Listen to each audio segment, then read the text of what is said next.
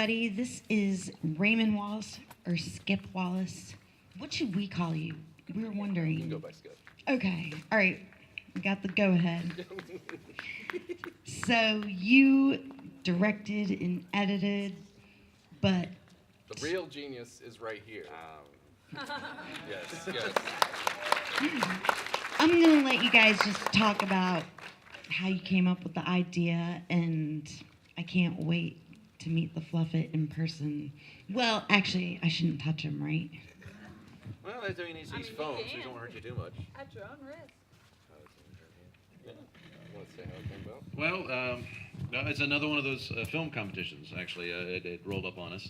And Raymond, Skip, I don't know how to call you in front of everybody. It's just, he was like, you got an idea for a short film. And actually, when I was in college, I thought it would be kind of neat to have a story about, somebody's house getting invaded by a Muppet. Of course, you can't say Muppet, it's copyrighted. But then, and then of course, the person has people come over and try to get the thing out of the house, because as a creature, it's you can shoot it, you can stab it, but it's not really going to do anything. It's mostly foam and fabric.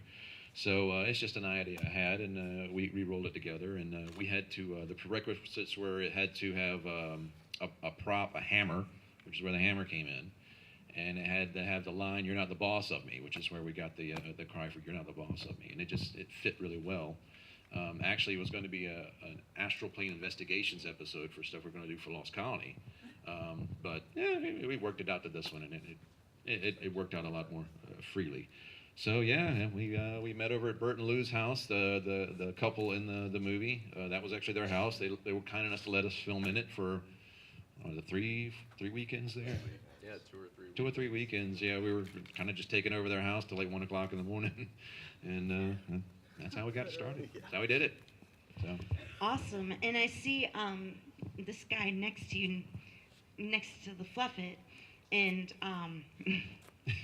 and you guys actually know each other, don't you?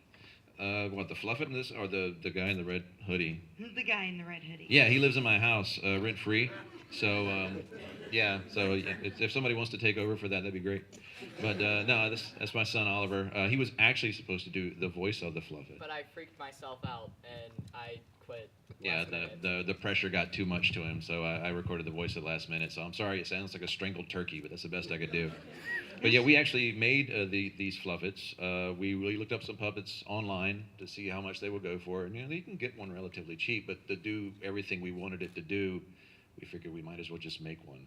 And so we made one. We made two. We had to make two because one of them is damaged. And yeah, so we got to keep them around. They hang out in my house and they scare people that come over. So.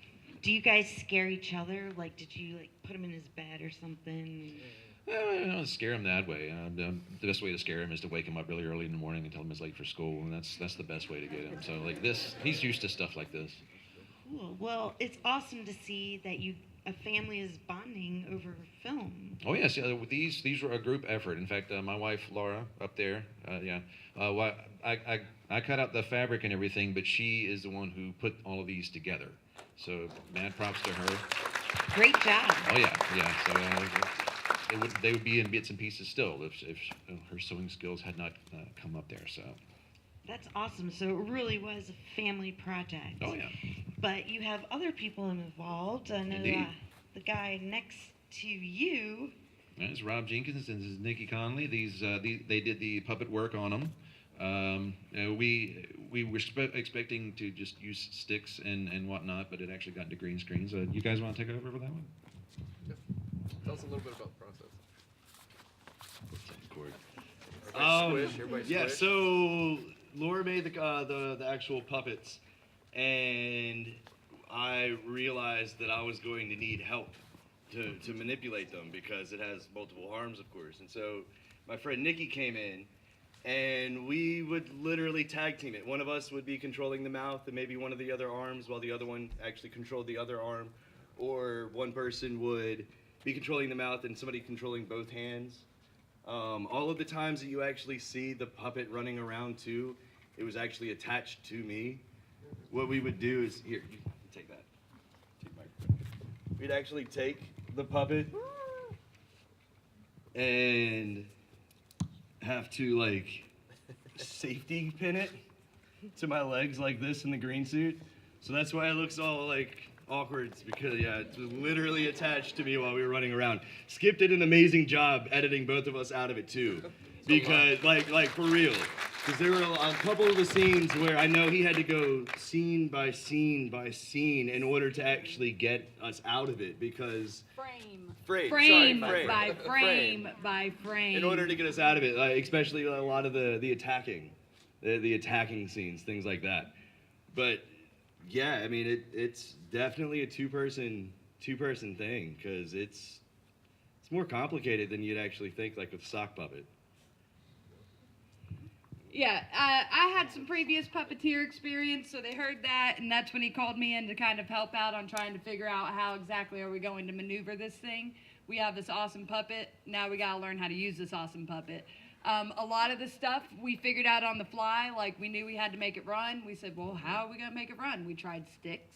We tried maybe just using our hands, but we also wanted to give Skip a little bit of a break on editing us out of it. So we made it to where he had to edit just sticks, which apparently weren't easy either to edit out. So, but a little easier than full bodies.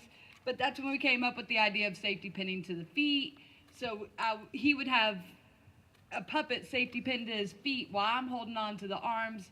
We had to become very good friends in the process. It was a lot of closeness, a lot of love. It was okay. But yeah, the puppet itself, the maneuvering of the puppet and all that, it was kind of, we were handed the puppet. They had all the materials for us, and then it was like, here you go, figure it out. And so we figured it out on the fly. And I think with Skip's amazing editing skills and all of our creativity together, we were able to figure out a good way to make this thing work. So it was a lot of fun. It was way fun, something different. Awesome. Well, I'm going to turn my attention to, yes, you. Why don't you come up front here in center? So, hey, what's your name? Reagan, Reagan. How old are you?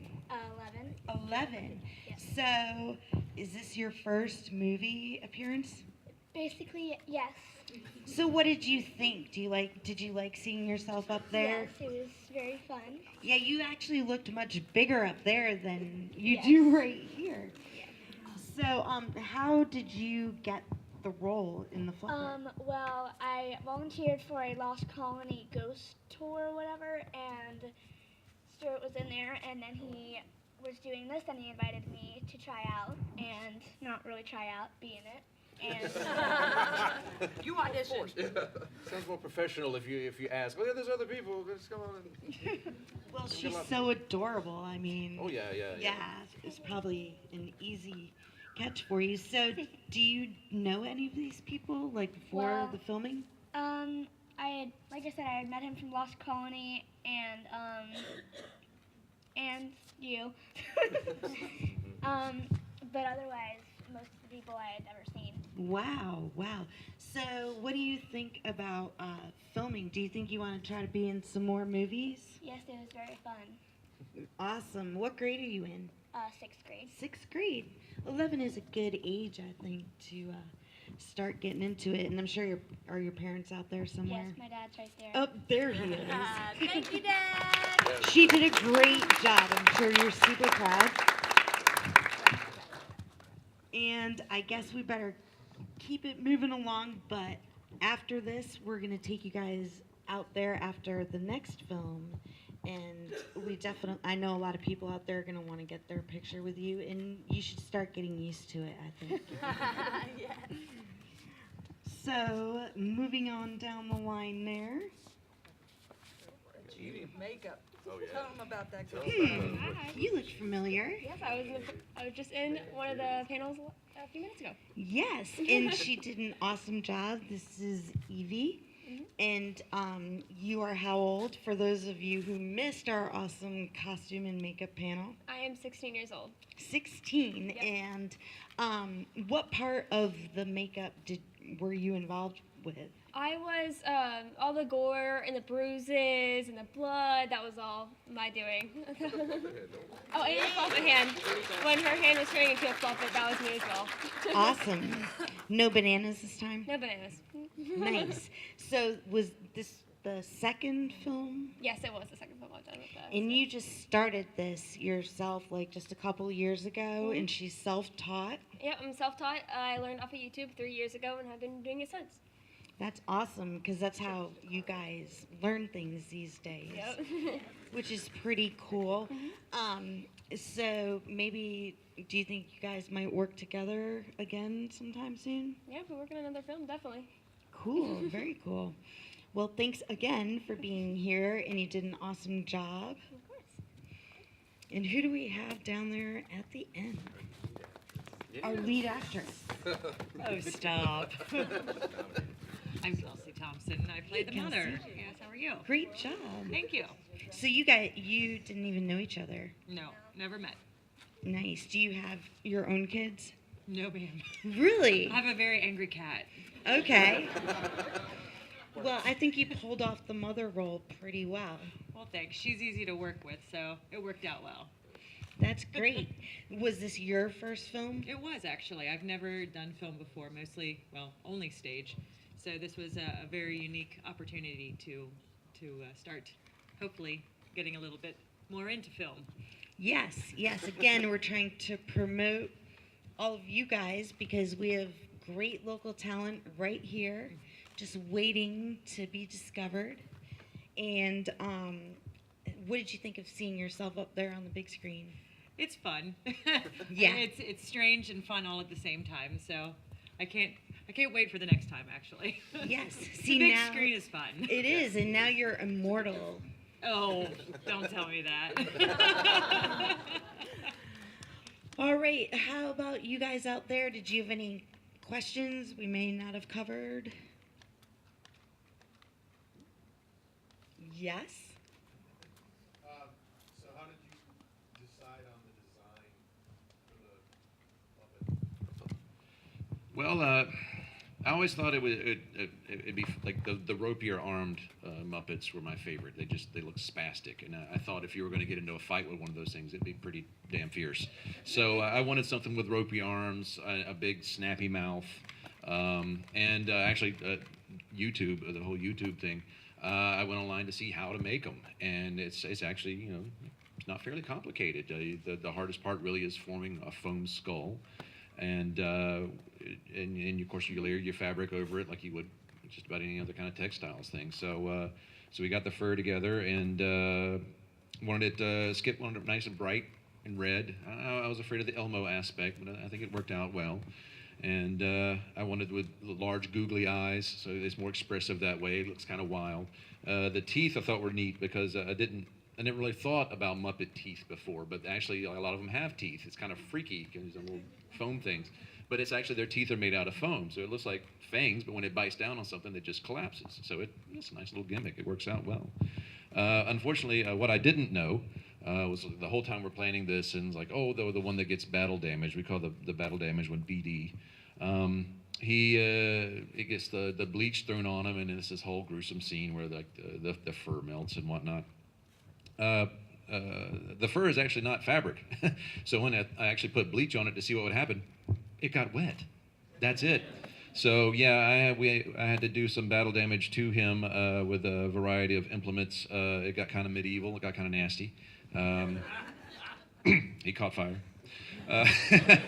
So yeah, I think it worked out really well. But the aspect has always been just kind of the ropey, almost Kermit the Froggy kind of Grover, aspect. They're more fierce that way.